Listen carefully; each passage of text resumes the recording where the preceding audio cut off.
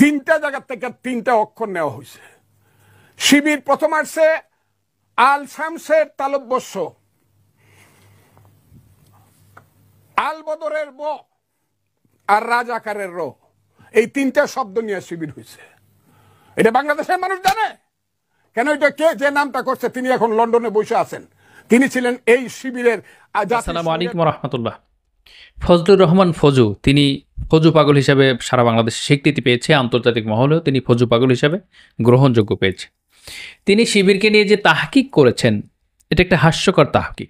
তার মতো করে তাহকিক করেছেন, সেটা একটা বিতর্কিতর জন্ম দিয়েছে। অবশ্যই তার কোনো কথার গ্রহণযোগ্য পায় না মানুষের কাছে, তারপরেও বিষয়টি আমি জানতে চাচ্ছি আপনাদের কাছে, আসলে তিনি যে কথাগুলো বলেছেন এটা একটা সুস্থ মস্তিষ্কের মানুষ এটা বলতে পারে কিনা, আপনাদের মতামতটি অবশ্যই জানিয়ে দেবেন। আজকে সারা বাংলাদেশে ছাত্রলীগ, যুবলীগ, আওয়ামী লীগ মিছিল করছেন, ঢাকা শহর ঘিরে ফেলেছেন, এবং তারা সারা বাংলাদেশ থেকে এবং ইভেন বাইরে যারা গেছিল তারা সবাই মিলে এখন কি করছে, তাদের নেতাকর্মীদেরকে ঐক্যবদ্ধ করছে। এ বিষয় নিয়ে কথা বলবো। পরিপূর্ণ একটি ভিডিও আপনাদের কাছে উপস্থাপনা করতে যাচ্ছি, যে ভিডিওটি খুবই গ্রহণযোগ্য, আপনাদের কাছে যেটা নতুন একটি মেসেজ বার্তা দিবে, যে বার্তাটি আপনারা জানতে পারলে বাংলাদেশের পুরো মানুষকে জানাতে পারবেন। সম্মানিত ভিউয়ার্স, দেশে প্রবাসে, কাছে এবং দূরে যে যেখানে আছেন প্রত্যেককে আমন্ত্রণ জানাচ্ছে আজকের ভিডিওটি দেখার জন্য। যে কথাটি আপনাদেরকে জানাতে চেয়েছি, যে কথাটি খুবই গ্রহণযোগ্য মনে করছি, কথাটির মানে হলো যে এই যে ফজলুর রহমান ফজু ছাত্র শিবিরকে তাহকিক করেছেন, তার নামের উৎপত্তি নিয়ে, জন্ম নিয়ে যে কথাগুলো বলেছেন সম্পূর্ণ ভিত্তিহীন, অমানবিক এবং অমানসিক কার্যক্রম। এটা একটা জুলুম। এর ইতিহাসে এরকম কোনো ঘটনা নেই যে আল শামস থেকে, আল বদর থেকে, রাজাকার থেকে এই ধরনের নাম উৎপত্তি করতে হবে। শিবির যখন গঠন করা হয় তখন কয়েকটি নাম দেওয়া হয়েছিল, শুধু একটি না, শিবির নাম ছিল না, 5 থেকে 7টা নাম এভাবে ধারণ করা হয়েছিল। অনেকগুলো নাম এসেছিলেন, তার মধ্যে 5 থেকে 7টা নাম গ্রহণযোগ্য পেয়েছিলেন, এবং তার থেকে একটি নাম বাছাই করা হয়েছিল, তার নাম সিলেক্টেড করা হয়েছিল। বেশিরভাগ মানুষ, মানে সেই স্থানে যারা ছিলেন তারা বলেছিলেন শিবির এই নামটি ভালো হবে। 1977 সালের 6 ফেব্রুয়ারি ঢাকা বিশ্ববিদ্যালয়ের কেন্দ্রীয় জামে মসজিদ থেকে শিবির যাত্রা শুরু করে। যাদের যাত্রা হয় মসজিদ প্রাঙ্গণ থেকে, ঢাকা বিশ্ববিদ্যালয়ের কেন্দ্রীয় মসজিদ থেকে, তারা কি আলবদর নিয়ে, আলশাম নিয়ে, রাজাকার নিয়ে যাত্রা শুরু করবে? এটাকে আপনার মনে হয়? আর ওই পাগল বলে দিল আর আপনি বিশ্বাস করে নিলেন, দেশের মানুষ বিশ্বাস করবে, এটাকে একটা ভণ্ডামি আর এটা শুধু ন্যাকামি ছাড়া আর কিছু আছে এর মধ্যে? আপনি কি মনে করেন এটা? সুতরাং এই বিষয়টা, শিবির যখন নামকরণ করা হয়েছিলেন, কয়েকটা নাম এসেছিলেন, তার মধ্যে ভিত্তি পাই, সবার নির্বাচন হয়, ভোট পড়ে শিবিরের উপরে। এই শিবির মানে তাবু, ঘাঁটি, ঐক্যবদ্ধ একটি প্যানেল, এটাকে শিবির বলা হয়। সুতরাং এই শিবিরকে নিয়ে যারা নামকরণ করেছে, যিনি নামকরণ করেছিলেন তিনি কিন্তু মৃত্যুবরণ করেছেন, আর উনি বলছে যে আমি লন্ডনে তাকে এখনো দেখতে পাই, তিনি এখন লন্ডনে আছেন। এই যে পাগলের আমদানি, ছাগলের আমদানি বাংলাদেশে, এই পাগল ছাগলের কারণে আজকে বিএনপির ধস নামছে কয়েকটা নেতার কারণে। তার মধ্যে এই ফজলু, এই যে হাবিবুর রহমান, এই হারুন রশিদ, পাপিয়া, নয়ন, এই ধরনের লোকের কারণে বাংলাদেশের জাতীয়তাবাদী দল যে নামে গুণান্বিত ছিল, এই নামটি ধস নেমেছে, মানুষের কাছে অপ্রিয় হয়ে উঠছে, মানুষের কাছে অগ্রহণযোগ্য হয়ে উঠছে।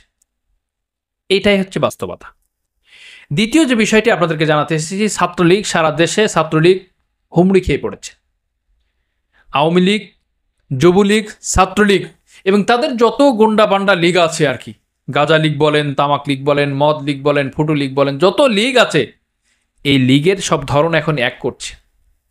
তারা চাচ্ছে এই লীগ সব এক হয়ে বাংলাদেশের মাটিতে নামবে, যে কোনো মুহূর্তে একটি অরাজক সৃষ্টি করবে, মানুষকে অহেতুক কষ্ট দিবে, যানজট করবে, এভাবে মানুষের জ্যামে ফেলবে, মানুষ গাড়ি ভাঙচুর করবে, বিভিন্ন জায়গায় আগুন দিবে, দিয়ে এই সরকারকে নস্যাৎ করে দিবে।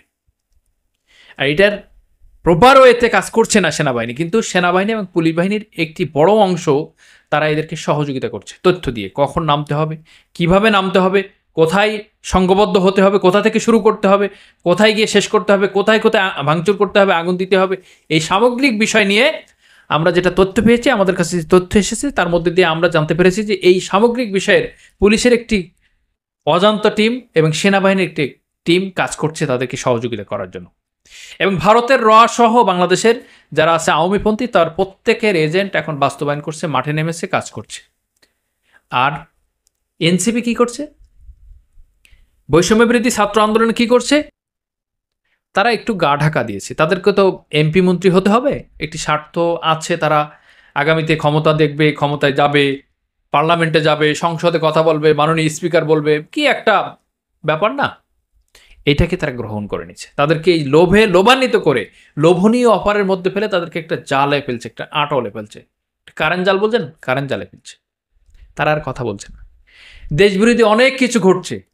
ভিপি নূরকে মেরেছে, ছাত্রদের অনেকেই মার খাচ্ছে, অনেকেই গুম হচ্ছে, অনেকে হত্যা হচ্ছে, গ্রেপ্তার হচ্ছে, মামলা হচ্ছে, দেশের বিভিন্ন জায়গায় অনিয়ম হচ্ছে, মব হচ্ছে, ছিনতাই হচ্ছে, খুন হচ্ছে, ডাকাতি হচ্ছে। কোথাওকার কোনো বিষয় নিয়ে এনসিপি বা বৈষম্য বিরোধী ছাত্র আন্দোলনের আর মাথা ঘামায় না। যারা শহীদ বরণ করেছেন, শহীদ হয়েছেন, তাদের পরিবারেরও খোঁজ দিচ্ছে না, তাদের ফোনও ধরছে না।